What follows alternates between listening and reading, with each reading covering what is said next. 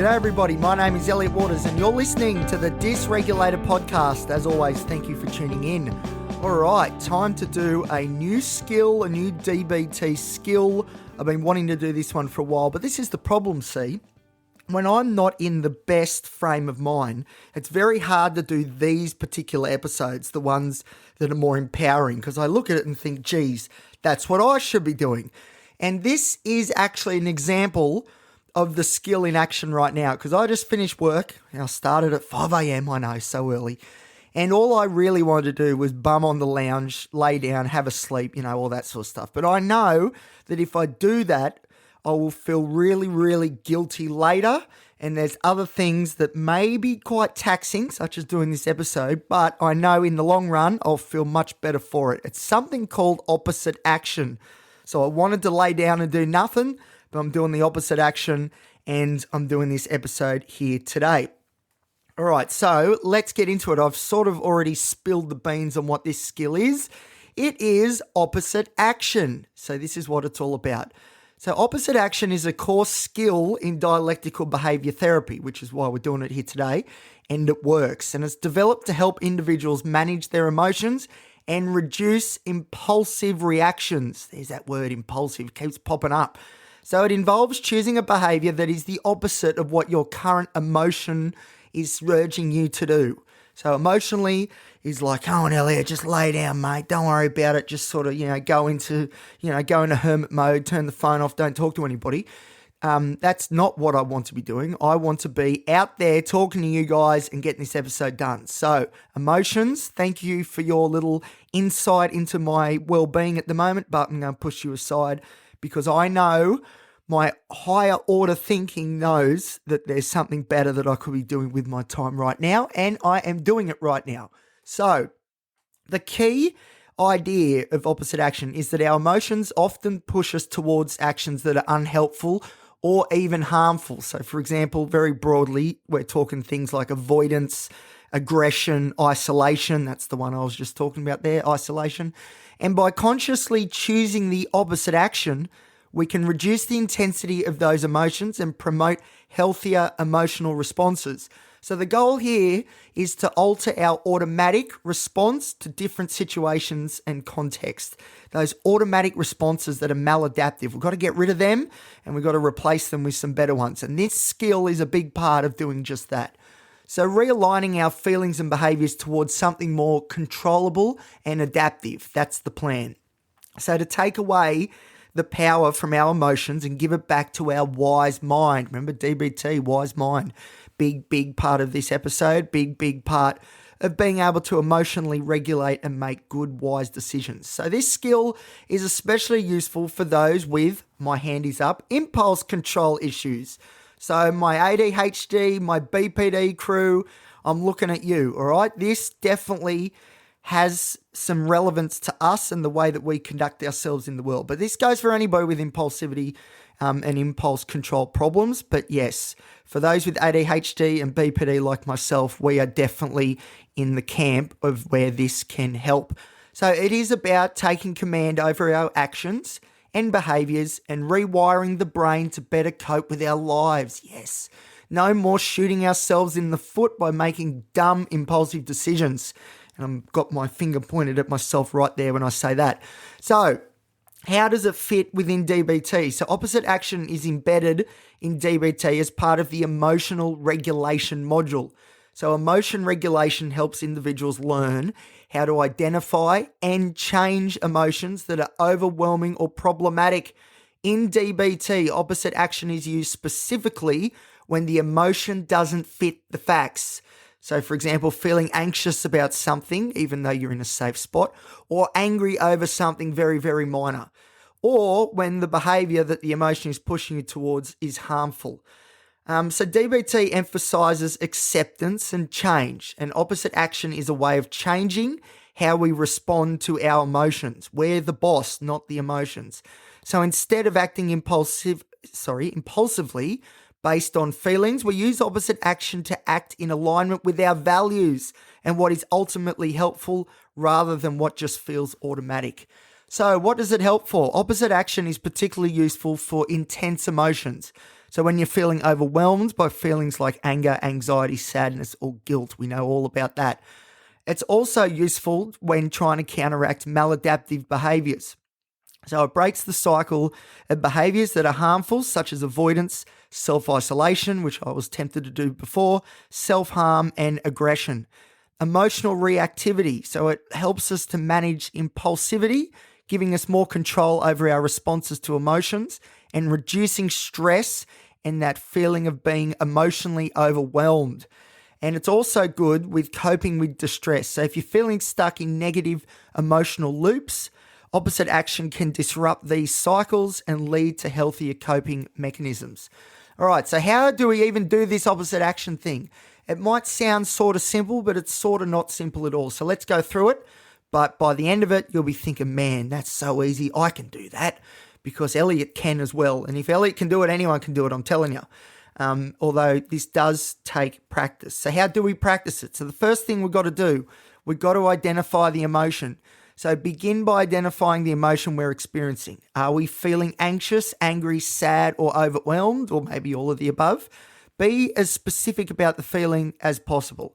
So it's important to name the emotion and feeling so it can be addressed specifically. So naming the emotion helps put our attention in on it and hone in on it, and then we're able to change it. So we've got to understand the urge. So recognize what our emotion is pushing us to do. What's it making me do? Emotions often prompt specific behaviors. For example, anxiety might make you want to avoid a situation. Anger might make you want to lash out or withdraw.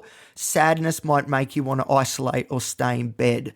And of course, we all have different examples of that. So then we've got to consider the opposite. So think about the behavior that would be the opposite to what the emotion is telling us to do.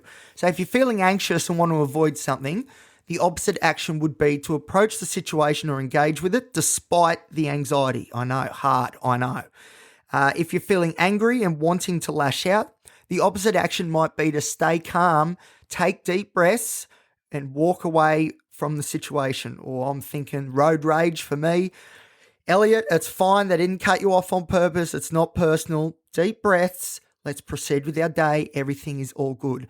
And if you feel sad and are wanting to withdraw, the opposite action might be to engage with others or do something uplifting. You know, there's a lot of choice in this. I hope that by the end of this, we're all going to feel very empowered because, as with all of these skills and everything to do with mental health, it's very individual.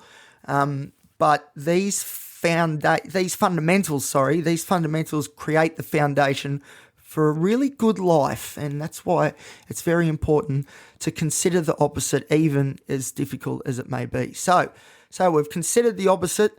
We know what the opposite action would be. So next we have to actually choose to do it. So make a decision to do the opposite of what your emotions are telling you. This is specific. It's like, right, I am present in this moment and I, Elliot Waters, the self, is making the decision to do this because this emotion I'm feeling is not happening today, sister. Get out of it.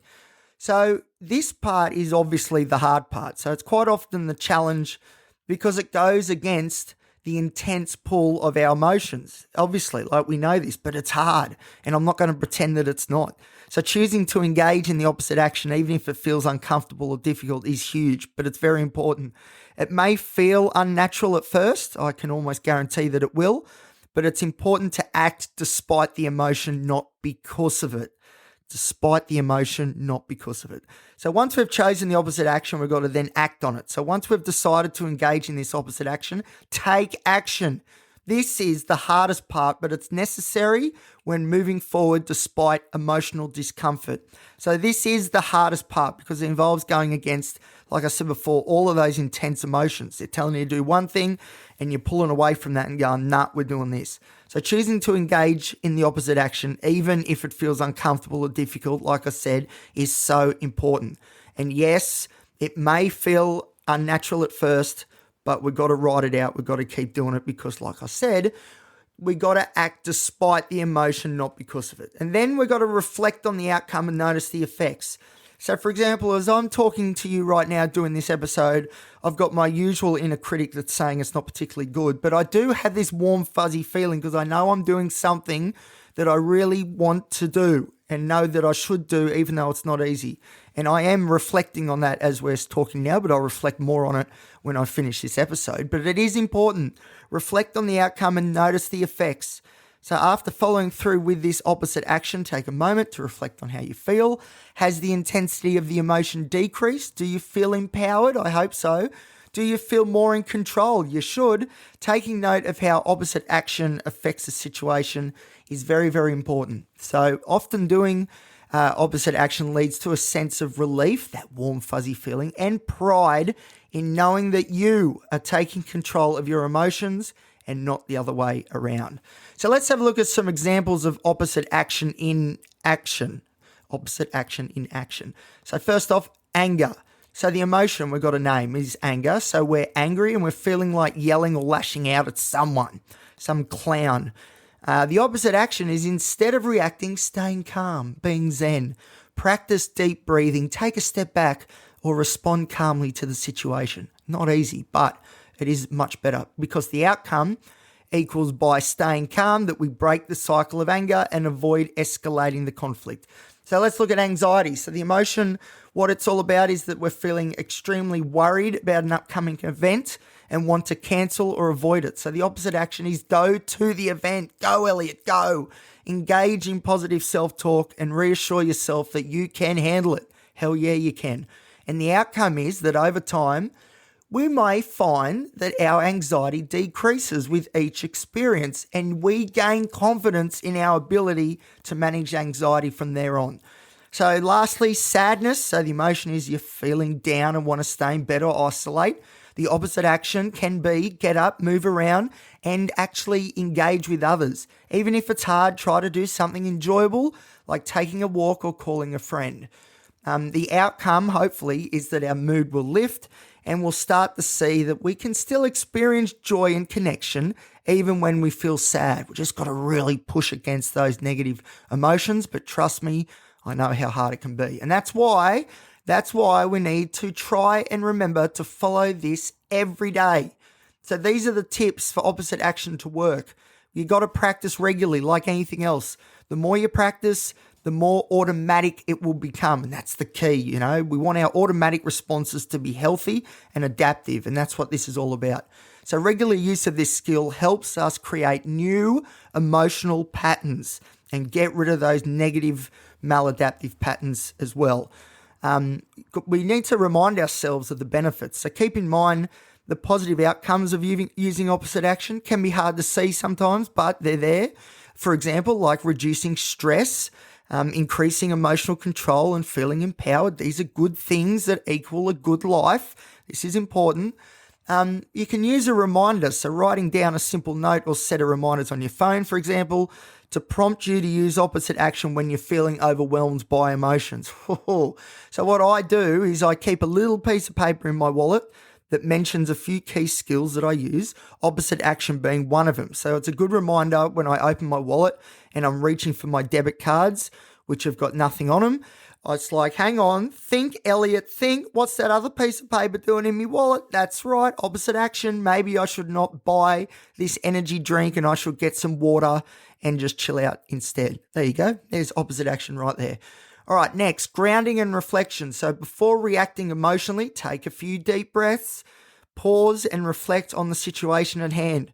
This can help you become more mindful of the need to use opposite action in the moment. So, you're sort of training yourself and being like, right, I know this moment, I know this situation, and I know how to get out of it. Opposite action.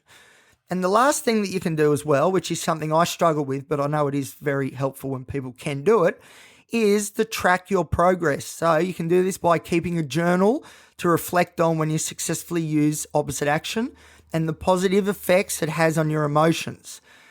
So this can increase motivation to keep practicing, because I know in that journal, in that book, there's a lot of good times in there and I know where they're coming from. Opposite action. So yes, but I know how hard it is to keep a journal. Trust me. And I'm not going to sit here and pretend that I do it perfectly and that everyone should follow my amazing lead, because I don't. But it is pretty plain to see that when I do keep a journal of these skills, when I do finally do it every now and then, And I go through waves where I'll do it for a bit and then I'll stop and I'll do it again. But I do notice that when I do keep this journal and I write down the skills, these DBT skills such as this and the results and how good it is and all that sort of stuff, my moods improve. I reflect on the day in a nicer way, and the goals for tomorrow I tend to be able to conceptualize a lot better. And, everything's just a bit more chill. I'm in control. This is good. We can do this, Elliot. Let's go.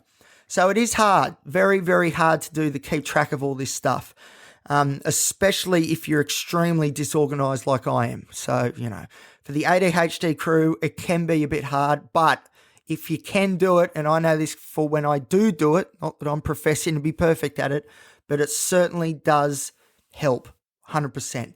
So how does this work? What's the story? So opposite action works. This is the nuts and bolts of it.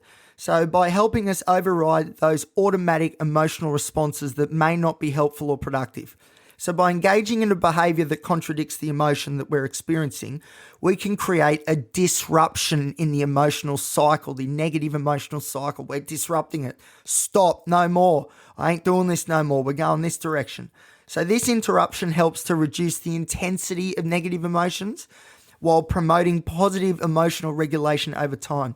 And that's the thing too. It's not just about, interrupting the negative emotions, although that's a big part of it. It's also about promoting the positive emotions as well.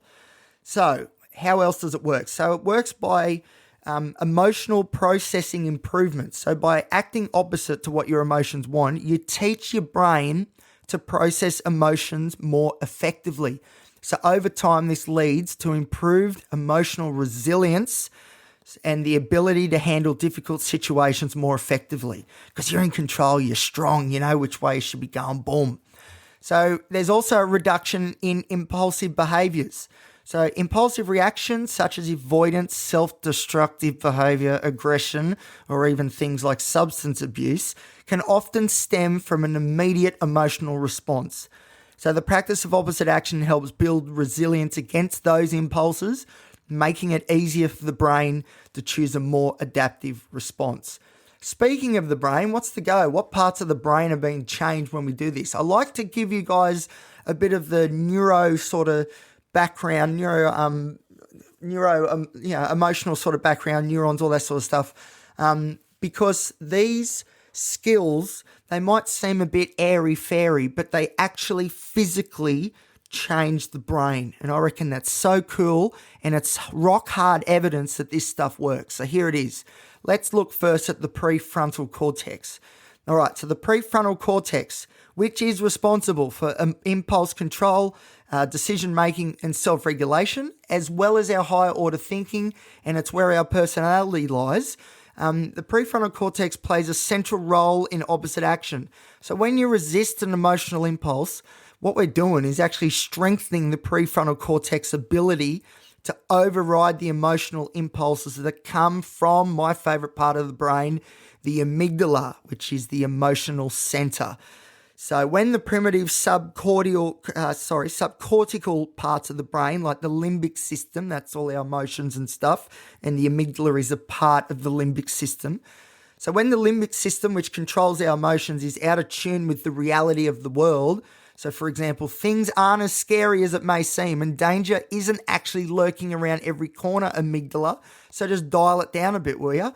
But the way that we dial it down is for the prefrontal cortex to go, hang on, we're the smart one here. This is where the personality is, decision-making, all the higher order thinking. Hang on, amygdala, I'm hearing what you're saying, but nah, you got this one wrong. We're going to do opposite action. I'm going to override you, and we are going to go in this direction instead. Does that make sense, sort of thing? So the limbic system is all about emotion, which is fine, but it needs to be realistic. These emotions have got to be in tune with the world and accurate. So the prefrontal cortex overrides this and says, hang on, not happy with this, let's do this instead. So it's very, very important. The prefrontal cortex, that relationship to the amygdala and the limbic system, man. And for those with BPD, borderline personality disorder, and ADHD, attention deficit hyperactive disorder, those of us with those diagnoses in particular tend to show a lack of cohesive engagement between both vital parts of the brain. All right, so let's look at the amygdala now, my favorite but also most feared part of the brain, because that is where fear comes from. So the amygdala processes emotions, like I said, like fear, but also anger and anxiety. It's all the negative stuff. So using opposite action can help reduce amygdala activation because we're engaging in a behavior that doesn't align with the emotion. So over time, this actually helps us become less emotionally reactive. So instead of blowing up, we're able to take a step back and go, hang on, I'm going to chill here, all good. So the amygdala is always on the lookout for threats. Thank goodness, because if it wasn't for the amygdala, we would all be dead. The amygdala is so important, and I do give it a bit of a hard time. But if you do have one that's overactive, like mine, then you can see threats everywhere you turn. So again, we need the prefrontal cortex to act confidently and overrule this response when the threats just aren't there. It's very much about telling the amygdala to tone it down a little bit while giving the prefrontal cortex a stronger voice. So I hope that makes sense. Next, neuroplasticity. So this is our neurons actually changing shape and, getting stronger and other pathways dying off. And, neuroplasticity is all about the changing neurons in the brain. So practicing opposite action can definitely contribute to this. Neuroplasticity, which is the brain's ability to reorganize and form new neural pathways. So the positive pathways instead of the not so positive. So by repeatedly choosing the opposite behavior to your emotions, you create stronger neural connections related to emotional regulation, which is cool, making it easier to respond thoughtfully instead of reacting impulsively. So the neural connections between the prefrontal cortex and amygdala can strengthen, which facilitates better understanding between the two as they're talking more, instead of a crackly phone line, it's broadband internet, there's Zoom and Skype and all that sort of stuff, instead of the tin cans and the string, if that makes sense. So because they're communicating in a much better, stronger way, this means for us better feelings and actions as a result. So it's very important that those two, the amygdala and the prefrontal cortex, it's very important that those two get along and they're on the same page, and opposite action is the way to do that. So as I said before, but it's certainly worth repeating, by practicing opposite action regularly, we're essentially rewiring the brain to respond differently to emotional triggers. Again, this is physical. It's so cool. And this is especially relevant for individuals with high emotional sensitivity, such as us with BPD, but certainly not limited to those with borderline personality disorder.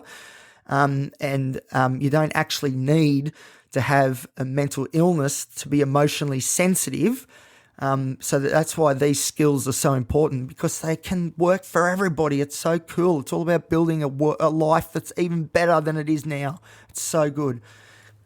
So opposite action comes from dialectical behaviour therapy, but it also aligns with cognitive behavioural therapy theory as well. So it aligns with principles from CBT, which focuses on changing thought patterns and behaviours, cognitive restructuring. So research has shown that by changing behaviours in response to emotions, opposite action, you can shift emotional states and improve mental health outcomes. And that's where CBT goes, hey, that's pretty cool. So research in a CBT and DBT has shown that people, and it's very clear, people who engage in emotional regulation techniques, including opposite action, often experience lower levels of stress and reduced emotional reactivity, better emotional control, your ability, as measured by brain scans showing lower amygdala activation. There's that physical, real, tangible proof again. Improved mood regulation, so including the ability to delay immediate gratification or impulses in favour of more adaptive behaviours, and also enhanced neural pathways related to impulse control and emotional resilience. Getting the amygdala and the limbic system talking to that prefrontal cortex. So cool. So while more targeted studies specifically on the opposite action skill are still being explored, and they are, there is still strong evidence from the broader field of dialectical behaviour therapy and emotion regulation research that shows that these skills, such as opposite action, can lead to changes in brain activity and therefore improved emotional resilience. Your beauty. So the practice not only strengthens the prefrontal cortex and enhances emotional regulation, but can also promote positive neuroplastic changes that help us respond more effectively to stress over time. So, it sounds pretty easy, right? It's only taken 25 minutes to explain that what you got to do is the opposite of what you're thinking. But it ain't. It ain't easy. It's not easy at all. Let me tell you, it ain't. And I want to dive into a particular feeling together. I want to go into this really anxiety-provoking feeling together. So the feeling as though, and it's not just in opposite action, but this happens all the time and it's so scary. And if you've got anxiety disorders, it feels like you're on the edge constantly. But that feeling, like I said, that you're on the edge. So in this example, the edge is jumping into opposite action. It's scary. It is scary. That's why we don't do it automatically, because those emotions is peaking, and they're saying, oh, be careful, don't do it, just lay down, Elliot, it's fine, it's safe. Because this little moment of intensity just before making the decision to do the opposite can be very painful. But we must experience it when using opposite action skills, at least until we get better at the skill, and then it goes away over time. So what am I talking about? I'm talking about that little moment as we make a conscious decision to use either opposite action or the automatic action. It's like, holy dooly, what am I going to do? So the moment when you use opposite action can feel like a critical emotional tipping point. So a moment where your raw emotions are pushing you one way and they're strong, and you consciously are trying to choose to push back against them by doing something completely opposite to what your feelings are telling you. And then they're telling you, don't be stupid, you're going to hate it, don't do it, here's heaps more anxiety. So it's a battle between emotion and reason, or the emotional or logical mind. We're talking about DBT here. So, and then it can be tough to bridge the gap between the two, but that essentially is the wise mind concept that I've spoken about before. If you want to know more about wise mind, which I highly, highly recommend, I have done an amazing episode on the wise mind. But that's when we get all the information together, both sides of the story, our logic, our emotions, and then we make a decision to move forward in the best way possible. That is when those different minds are balanced. That's what the wise mind is all about. So this is what it feels like though. Like I really want to get into this because this it hurts me just thinking about it now, because this moment is so pivotal to opposite action, but also to doing any sort of massive decision that maybe is outside the norm or your comfort zone. It's this feeling. I know we all know it. I'm probably doing a terrible job at explaining it, but it's like I went bungee jumping, and right when I'm about to jump off, when I did that in New Zealand, one of the greatest things I've ever done. I'm so glad I did it, and I'm so glad I'll never do it again. It was amazing and terrible at the same time. But that feeling of jumping and, having faith that the bungee cord's going to hold on and everything's okay, that's what I feel like often during the day when I've got to do things with customers, or I've got to see someone or do something, lots of different things. But it's that moment right before you jump, it's so scary, and that's what I'm talking about here. So the emotional intensity. So these raw emotions like fear, anger, sadness, or anxiety. It's not just stress and anxiety, of course. It's all of these negative emotions. They may feel completely overwhelming in the moment. And when these feelings hit, your brain often wants to take the easier route. Bam! Straight away. The brain wants to take the easy option, the route that feels safe, even if it's harmful. In the short term, if it appears safe, that's what we're looking at, like avoiding, for example, social situations, or shutting down, or lashing out. We know all the results, what can happen. We're trying to do the opposite. So there's a real urge to follow that emotion, because the brain's like, hey, we've been in this situation before. We're still here. You're not dead. So I must be making the right decision. It's like, hold on, we can make a better decision. So there's that real urge to follow that automatic response, that primitive emotion, and to let it guide you, because in that moment it feels like your emotions are controlling your actions, because that's what they're trying to do. But then we need the moment of pause. So this is the moment when you realize the emotional pull is strong. Holy dooly, what on earth? I don't want to do that. But before you do anything, you pause just for a second and you recognize that urge. And in the pause, you decide, something like, I could do what my emotions are telling me, but I know it won't help. I want to do something different. Boom, there's the empowerment. This is where opposite action starts to change the brain. And this is also where faith comes into it. Faith in the process, in yourself and in your ability to manage the situation differently.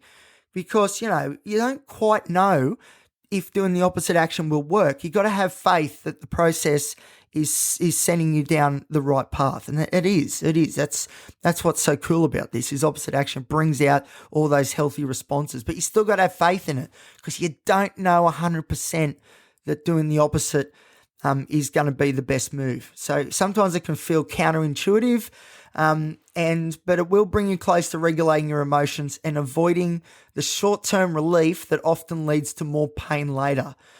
Self-regulated emotions, that is what we're aiming for. So you got to have a bit of faith in the process, but the faith tells you quite rightly that this is doing me good.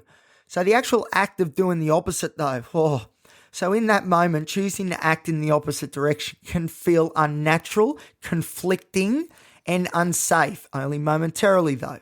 So if you're anxious, you might want to avoid, like we've kept saying, and this is something I need to avoid doing later on, is if you're anxious, you might want to avoid going out, but instead you decide to push yourself to go.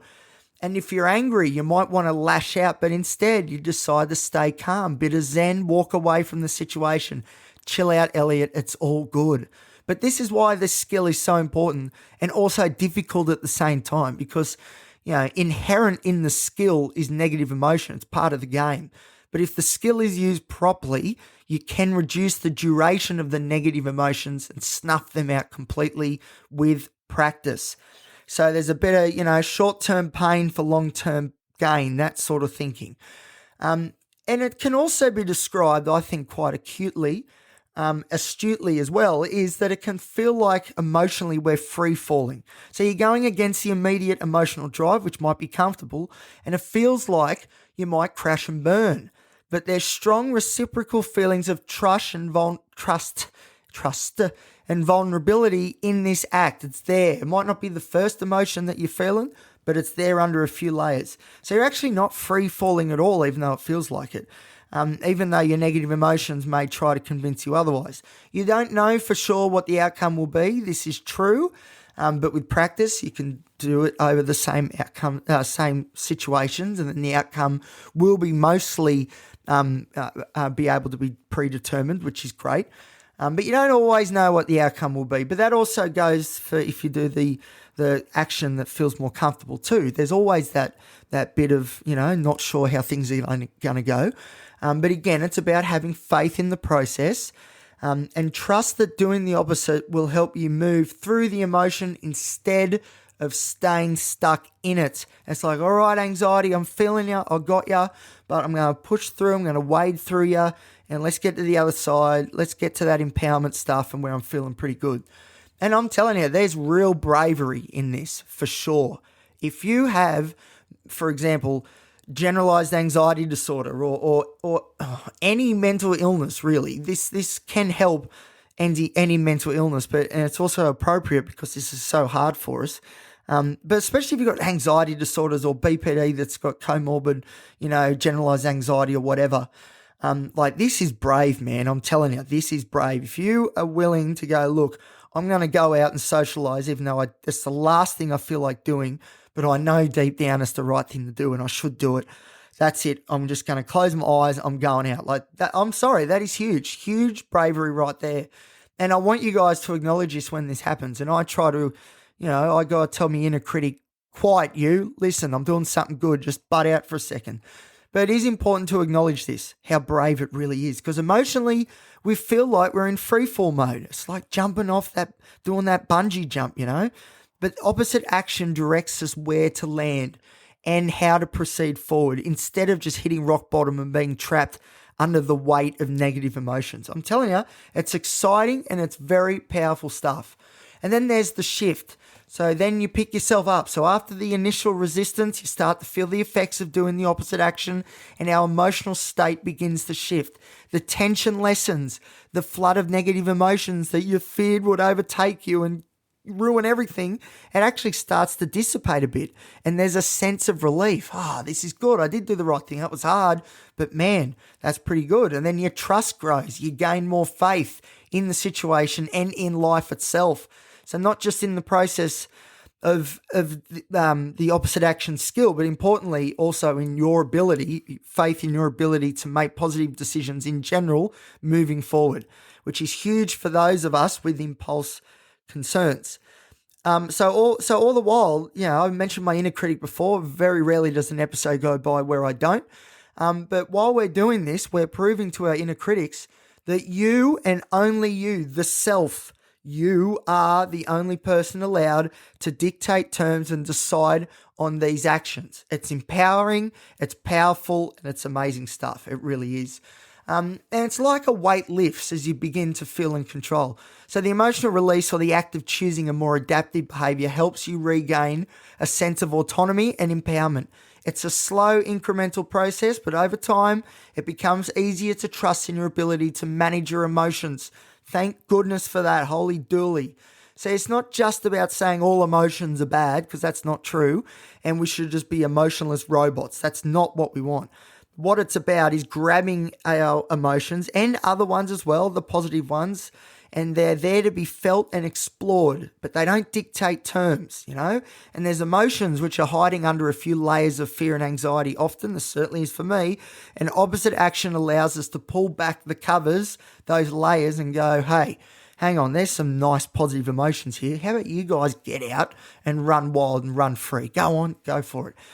And what we also find with this, with all the skills and all these positive things that we try and do, we get this growth. So every time we successfully use opposite action, we grow. The neural pathways grow too.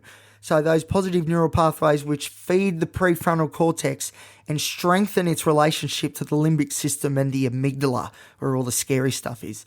So the neural pathways from the amygdala may start to slow down as well, and its intensity can too. The amygdala won't burn so brightly unless it really needs to. Now, it's very difficult at first, very difficult, or else I wouldn't even have to do this episode because we're all just doing it anyway. It's not easy.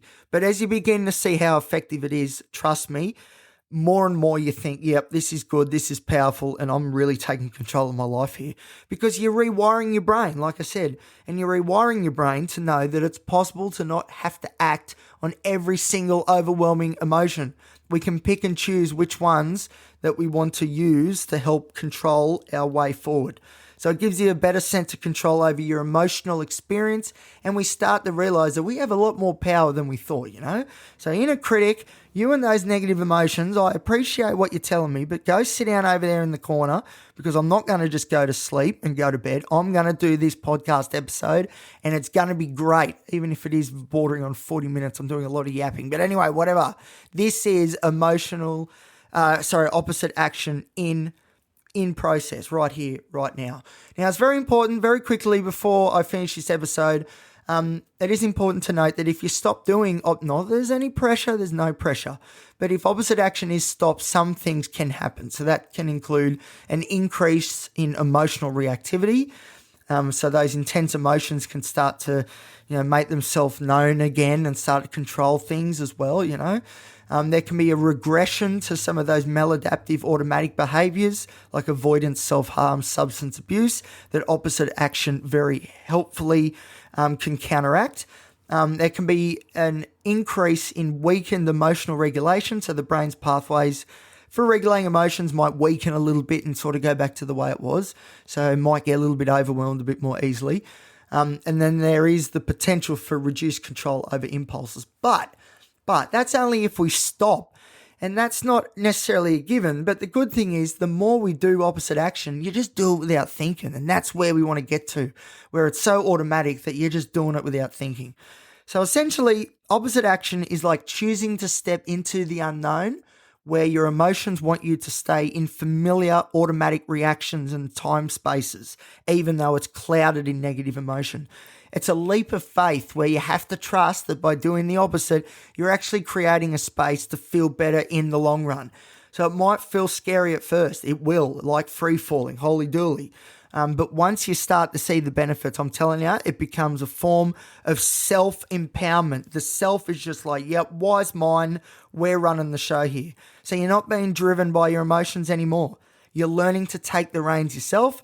And it's very challenging, but it's incredibly valuable when it comes to emotional regulation, which is something I think we could all do a little bit of work on, because we're very emotional beings, humans, very much so. Some of us seem to feel emotions stronger than others, and some of us seem to feel a lot more negative emotions than others too. But tools like this, like opposite action, which sounds so simple, even though I've probably made it sound so complicated, but honestly, like, it does tangible, legitimate physical changes to the brain. This isn't some, wishy-washy psychology theory. Like, this is real, man. This is real. They've done the fMRIs to show the amygdala is not as oxygenated after doing this opposite action. So that means there's not as much, oxygen going to it, because there doesn't need to be, because it's not burning as brightly. This sort of stuff is real, and it's so cool, I'm telling you. All right. Thank you, everybody. I'm very happy that this episode has finally been done. I've wanted to do it for so long, but it's been a really tough couple of weeks for me. I'm not going to lie. It's been pretty hard. And these episodes, I find I do them better when I'm in a bit of a better headspace. So today's been all right. But again, today I got home from work and I've been up since 4 a.m. and I just wanted to collapse on the lounge and go to sleep. But I've been doing that all week and I haven't felt productive, even though I've been doing my full day at work, but that doesn't count. The productive part is the potty, is doing episodes. So I knew that if I was able to summon the energy, which I've been able to do, and do this episode, I know how this is going to boost me for the rest of this afternoon for sure. But even tomorrow, when I go to work tomorrow, I'm going to feel good because I'll know this episode's out there and hopefully people are listening. And right there is an example of me using opposite action right here, right now in this moment, and it works. And because it's so strong and so powerful, it can influence things for quite a bit, a day, a week ahead, that sort of stuff. And it's true. Me doing this episode, even though I haven't really felt like it today, but I know how important it is to me, to the self, that I get it done.